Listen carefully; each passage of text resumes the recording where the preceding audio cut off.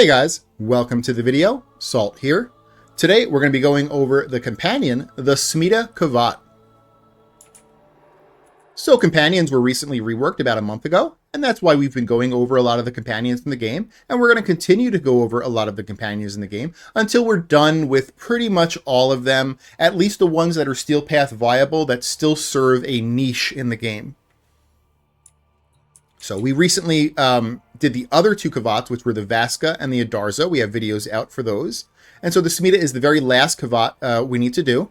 We did the Kubros before this, and then after the Smeeta, we'll continue on with other companion types.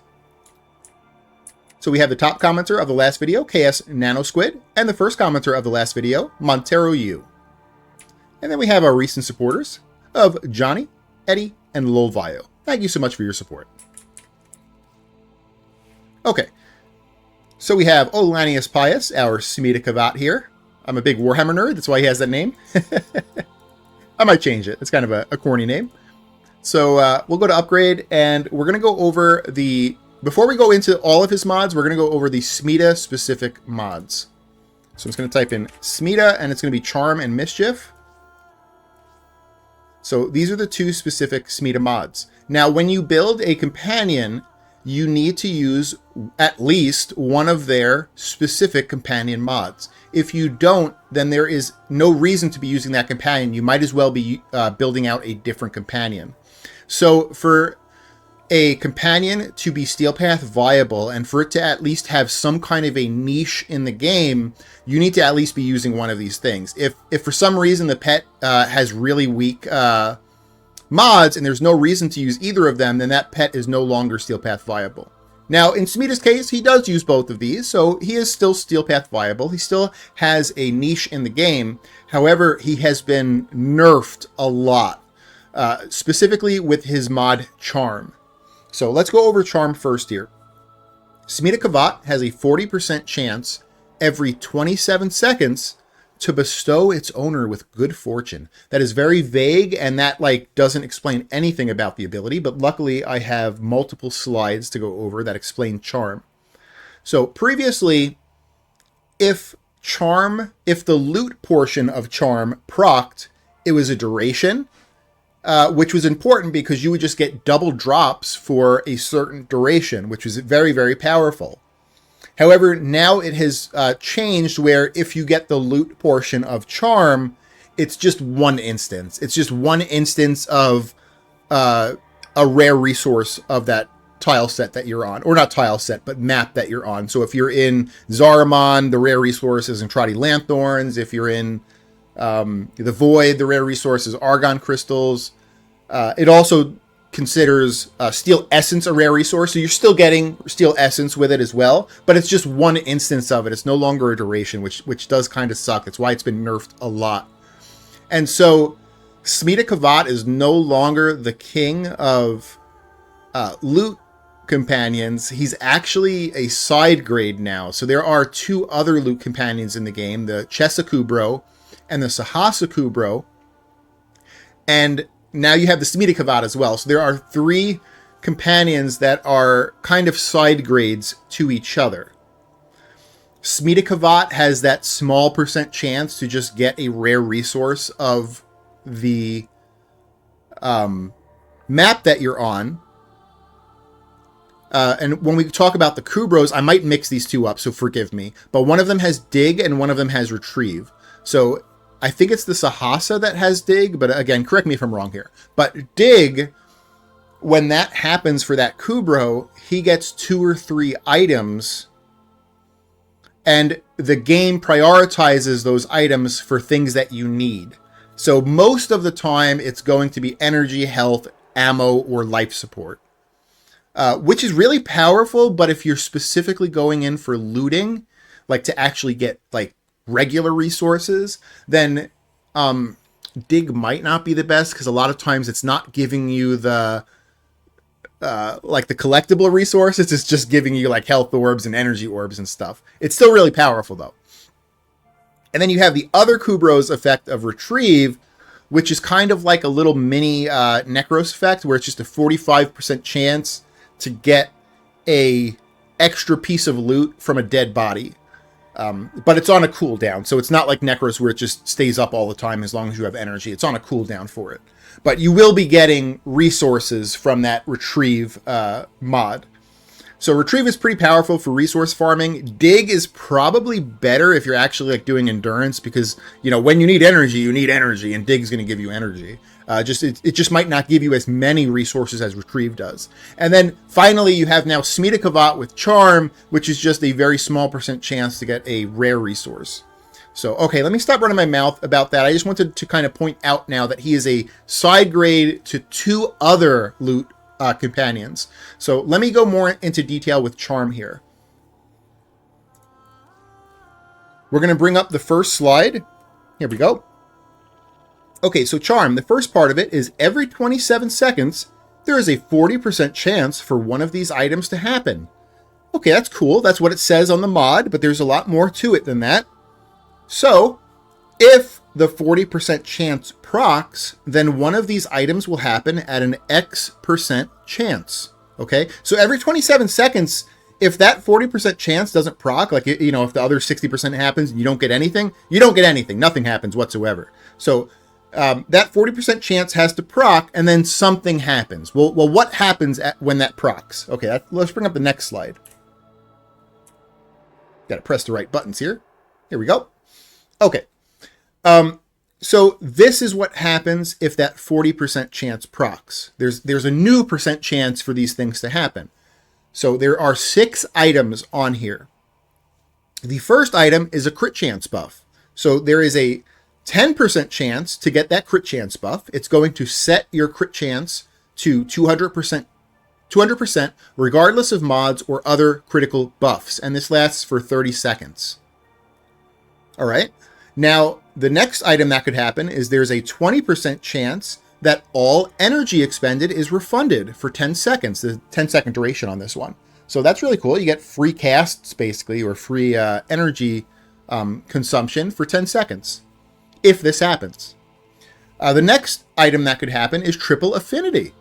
So there's a 10% chance that you get triple affinity for 120 seconds.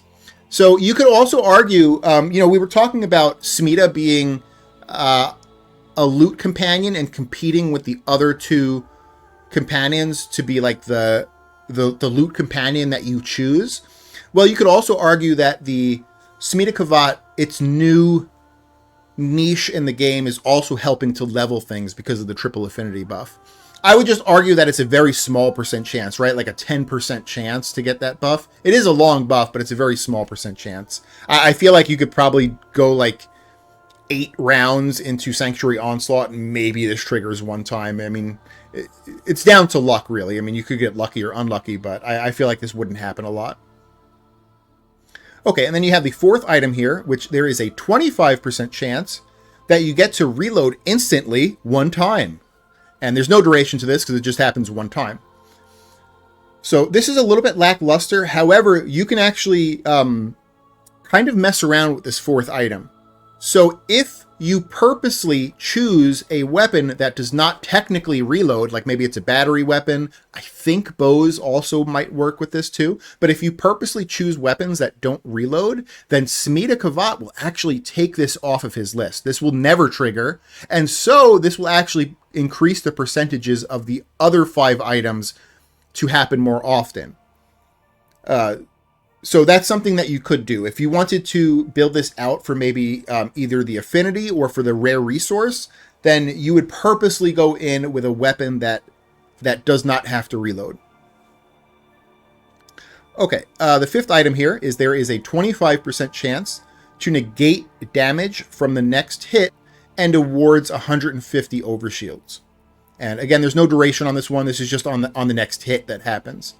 This is pretty crappy. It's crappy because of 2 reasons. It is a very high percentage for this to actually happen at 25%. And it just negates damage from the next hit. You don't know what the next hit's going to be. It could be something very small. It's not going to do anything anyway. And so it just spends that proc on something that basically doesn't do anything. And 150 overshields is not really anything either. That's nothing in Steel Path Endurance. Especially since it's happening randomly, so you can't even account for it either. And then you have the 6th effect, and this was why Smeeta Kavat was so powerful, although this has been nerfed. So the 6th effect is there is a 10% chance to create one instance of the system's rare resource. Again, you know, when you're in a map, whatever pops up in that bottom right, how it like shows you the picture of it, those are rare resources, right? If you pick up an Entrati Lanthorn, it shows it in the bottom right. If you pick up Steel Essence, it shows it in the bottom right. So Argon Crystals, things like that. So there's a 10% chance that you get a rare resource if it procs and if this gets that 10% chance. So yeah. Okay, let's go back to the game here. I'm going to go back into Smeeta Kavat. Oops, I clicked the wrong button.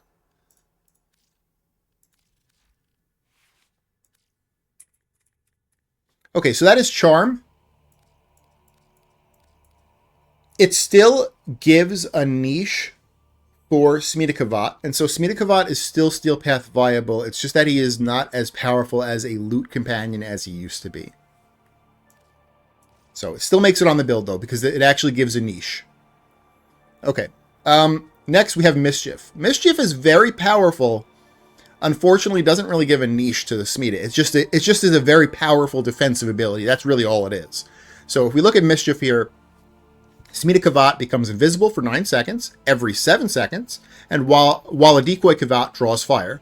Decoy has a 15% chance to evade damage and blinds nearby enemies on death. That is a very powerful mod, and it should absolutely be on your build, but it doesn't technically give a niche to the Smeeta because it's just a strong defensive ability. So for that reason, we're still using Charm. Charm is the whole reason why Smeeta Kavat is still Steel Path viable, but he's a lot less Steel Path viable than he used to be.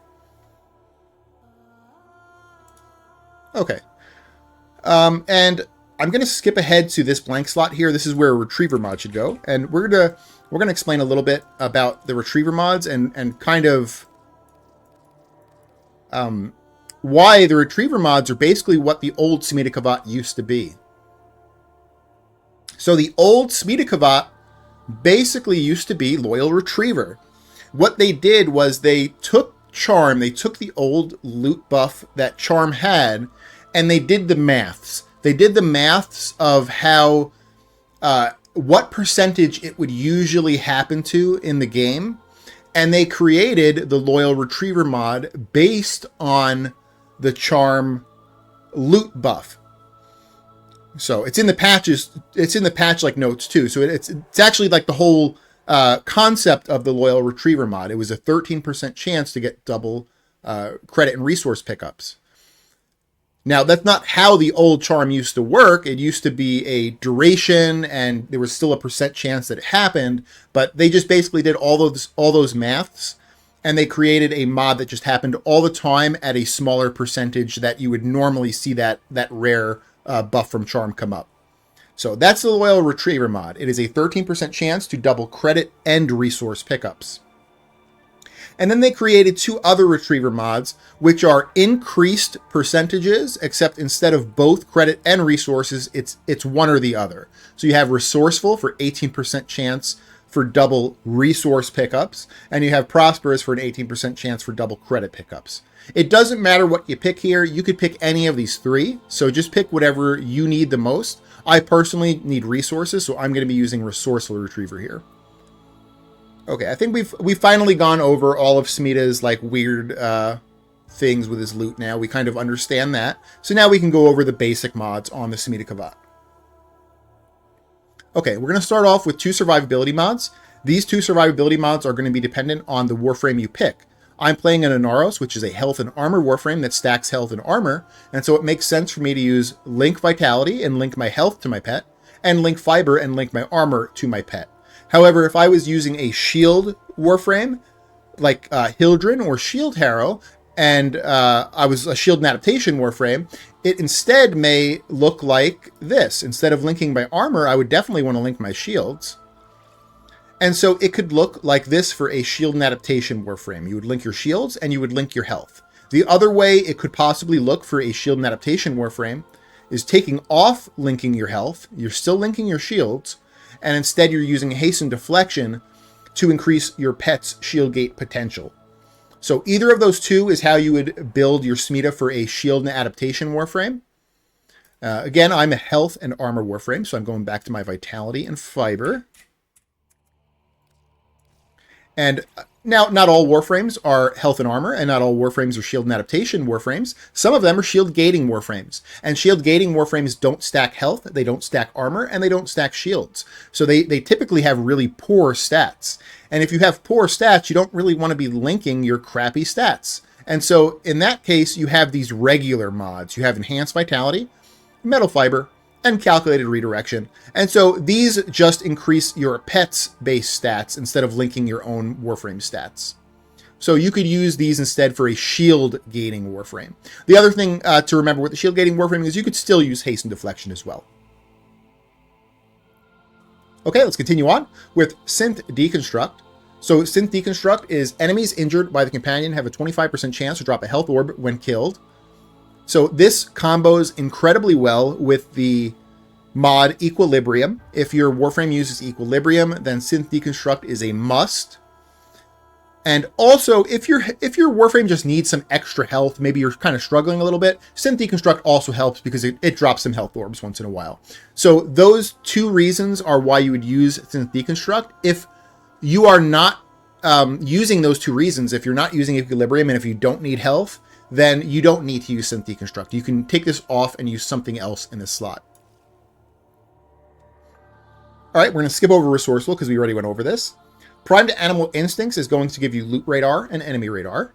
I like Primed Animal Instincts. I think Primed Animal Instincts and Fetch are mandatory on every single companion build. And I guess now a Retriever mod too, I think is also kind of mandatory. Kind of. But there are a lot of people that don't like to run Primed Animal Instincts, and that's fine. If you don't want to run Primed Animal Instincts, you can take this off and put something else here. But I would argue that for a loot-focused companion, you're probably going to be using this on a loot-focused Warframe, and so you want to know where your loot is. So I think an increased loot radar is helpful. Fetch is mandatory on every build, so Fetch is going to scoop up your loot for you, but it also includes like health orbs and energy orbs too. So even if you're not going into loot farm, which I don't know why you would bring a Smeeta in that case, but like even if you weren't going into loot farm, you would still bring Fetch because it's picking up your energy and health orbs. Okay, let's go over the two bond mods we have on here now. So we have Contagious Bond is when your companion kills an enemy afflicted with a status effect, 50% of that status effect spreads to other enemies within 9 meters, max 100 stacks. So Kavats are incredibly good at magnetic spreading because they have a specific mod that will go on their claws called Swipe. Swipe turns their regular attacks into, instead of hitting one dude, hitting 5 dudes. If 5 dudes are in range. If only 1 or 2 dudes are in range, it's only going to hit the 2 dudes. But so Contagious Bond is very good because of that. It also helps with that further magnetic spreading. Okay, Tenacious Bond is next here. Headshot kills reduce companion recovery timer by 3 seconds. That's kind of cool. But the really strong part of this is if the companion's critical chance is over 50%, then your Warframe gets 1.2 times final critical damage multiplier. This is an incredibly powerful mod because, obviously your Warframe is stronger than your pet. It should be. If your pet is stronger than your Warframe, maybe you need to reevaluate your Warframe. But your Warframe should be stronger than your pet. And so by using your pet to hold a mod that gives your Warframe 1.2 times crit damage multiplier, it is very, very powerful. So Tenacious Bond is amazing if you can get it to trigger, which on Kavats is very easy because Kavats have a big base critical chance. So this just always works. Okay, and if you've watched the other videos, this slot, sometimes we put Tenacious Bond here, but because we're using both of the Smeeta's special mods, we don't have room for the normal that we would put in this slot, which is Duplex Bond. Let me just type in Bond. So Duplex Bond a lot of times goes into this slot, and then we use Tenacious Bond sometimes over here, especially on Kavats. Oops. So why aren't we using Duplex Bond? Well, it's because we can't fit it. It's still really good. It still helps with magnetic spreading. It does pair pretty well with a loot Warframe because loot Warframes are going to be spamming energy, like to either maybe pull enemies in or casting Korra cages or casting like their Hydroid abilities and stuff. So Duplex Bond is a really good combo with a loot Warframe that you would probably be using a Smeeta Kavat for.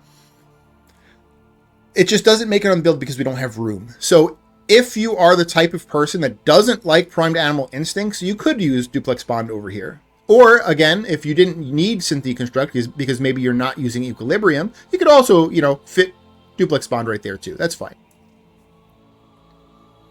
Alrighty. So that's how you build out the Smeeta Kavat. Let's go over the Smeeta claws here. This is going to be pretty similar to all the other claws for the Kavats.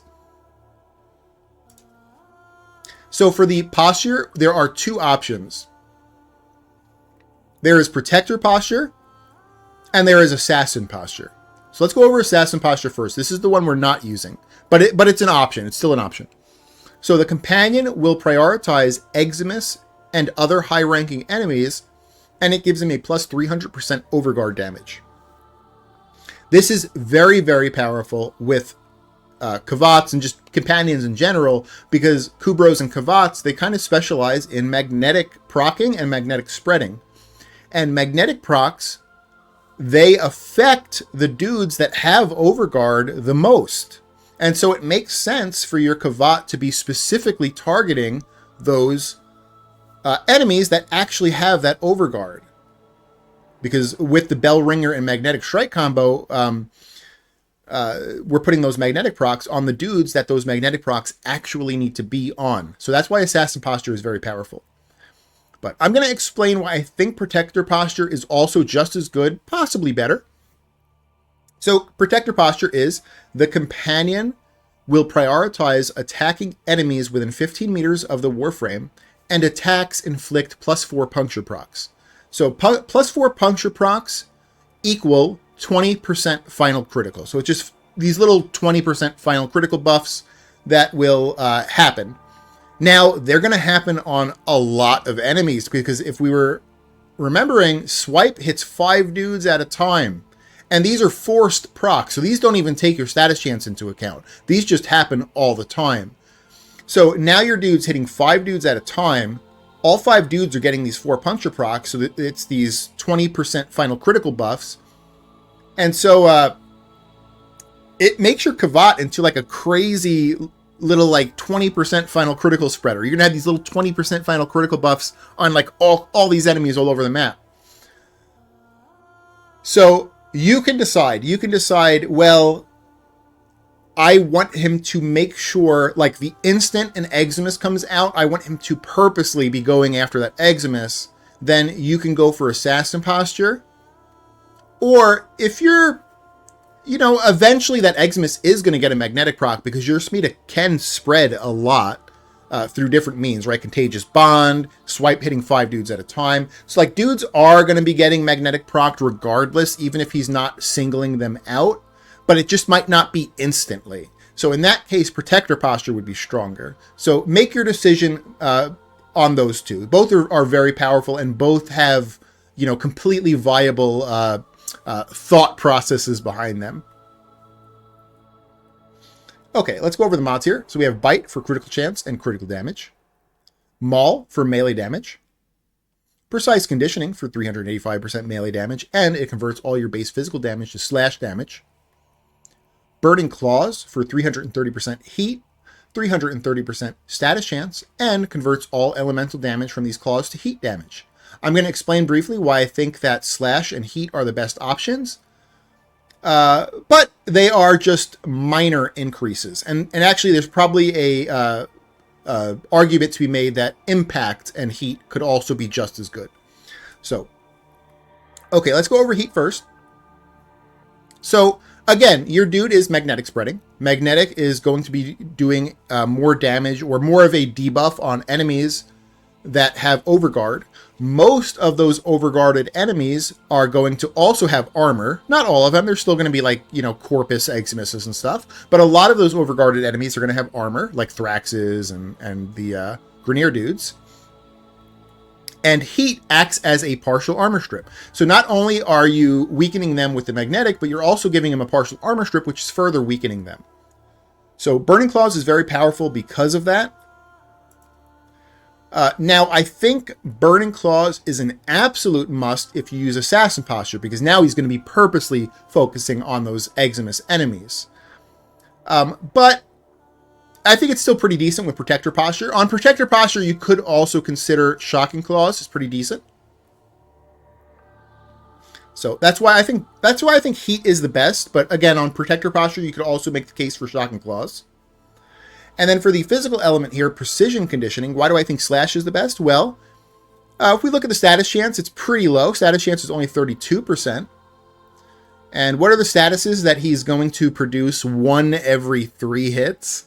Well, it's Slash and Heat, and Slash is weighted much lower than Heat. So Slash is only going to happen like 1 out of 5 times that he gets a proc, and he's only going to get a proc 1 out of 3 hits.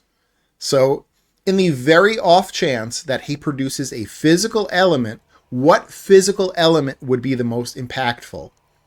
If we look at disabling conditioning's puncture, 1 puncture equals 5% final critical. That's not really that impactful, only 5%.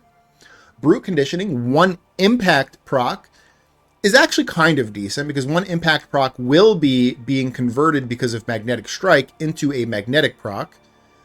The only argument I would make here is that your dude spreads so much magnetic procs, and magnetic procs do have a cap of 10, where I think a lot of times when this does happen, it might actually not even trigger because the dude might already be at 10 procs. So that's my only argument against Impact and why I think Slash is better, but you could definitely make the case for Impact being the best because it does convert into a magnetic. Now, if we go over Slash here, what does 1 Slash proc do? Well, it depends on the damage. If your weapon is really low damage, 1 Slash proc doesn't really do anything. And if your weapon is high damage, 1 Slash proc can completely tick an enemy down and kill him in just a couple of ticks. The Smeeta Claws, of course, this is not considering the critical multipliers and stuff, but the Smeeta Claws are pretty mediocre. They're okay. They're not gigantic, but they're not small either in damage. And so 1 Slash proc is going to eventually tick an enemy down. It's probably not going to 1 or 2 tick them, but it's going to eventually tick that enemy down to kill him. So that's why I think the 1 Slash proc is the most meaningful out of the physical elements. But there's like I said, there's definitely a case to be made that the impact could also be just as meaningful or possibly more. So you could decide on that one there. Okay, enough with the top row here. Let's continue on to the bottom row, Hunter Synergy. 30% chance primary weapons critical chance is added to Companion. So this is dependent on your primary weapon's critical chance. I have a very middle of the ground weapon on right now, which is the Grakata. The Grakata doesn't have great crit chance, but it doesn't have bad crit chance either. It's kind of right in the middle. And with a weapon that's right in the middle, I'm sitting at 108.5% crit chance. If you were using a weapon that had much higher critical, like the Dread, for instance, it's going to be way higher than this. And if you're going to use a weapon that has way lower critical, like the Sporithrex, it's going to be way lower than this. So Hunter Synergy will be better or worse depending on the primary weapon you choose. But even with a middle-of-the-ground hybrid weapon, I think it's still worth having on the build. It's still strong enough to have on the build here. Unless you were going for a complete status weapon with complete garbage critical chance, then you may want to consider taking off Hunter Synergy. The second effect of Hunter Synergy is that your companion gets plus 25% damage on enemies affected by Slash. Slash is a pretty common element that you're going to be building for, so a lot of enemies are going to have at least 1 Slash proc on them anyway. And so this is just an extra plus 25% companion damage, which is really powerful. And of course, this is a Hunter set, so if you're using the Hunter mod for primaries, I'm having a brain fart now, Hunter Munitions, then this is going to go from a 25 to a 50% companion damage.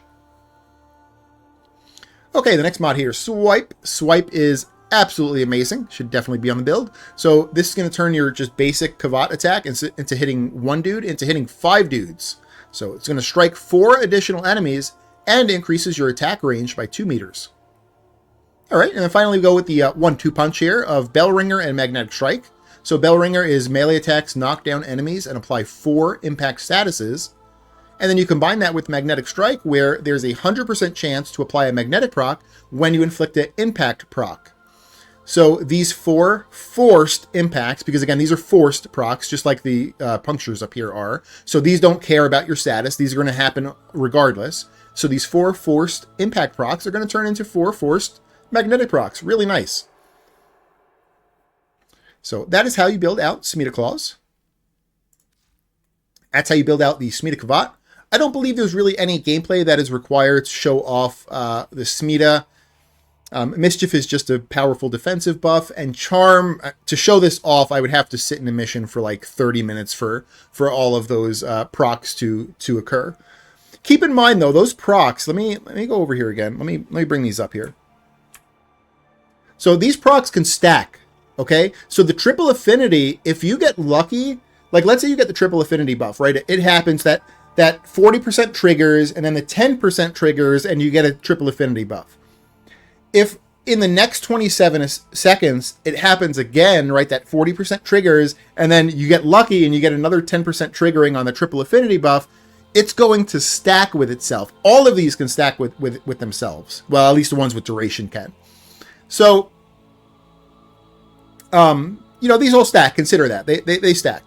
Now, again, there's another mod for Kavats that increases duration.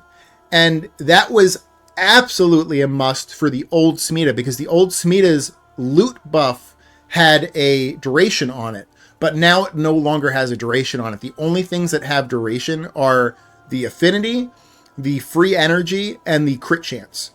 Okay, so let me go back here, and let me go back into the build. So I kind of forgot about this here, but we'll just go over it and kind of why I'm not using it, but it is a possibility. So Tech Enhance increases your Kavat ability duration by 30%. Okay, so that will affect Mischief, because Mischief does technically have a duration, which is nice, and it'll affect 3 out of 6 of those charm buffs. So Tech Enhance is good. It doesn't technically affect the loot portion of the charm buff, though. It affects the crit chance, the affinity, and the free energy portion. So it's up to you.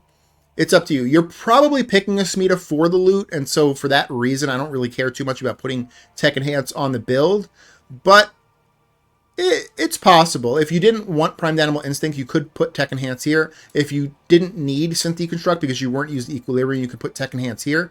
Or if you... these are really good. I don't know. I would probably leave Tenacious Bond on. If you really didn't want Contagious Bond, I guess you could put Tech Enhance here, but it's questionable. Contagious Bond is so good. So Tech Enhance is a possibility. I don't think it's an absolute auto-include anymore because the loot portion is no longer a duration, but it is still really powerful. All right, that's the Smeeta Kavat there. That's how you build the Smeeta. That's how you build the Smeeta Claws. I think that's everything about that there. If you guys liked the video, consider giving it a like. If you haven't subbed yet, consider subbing, or tell me what I can do to earn your sub. And I hope you guys have an amazing day. All right, bye.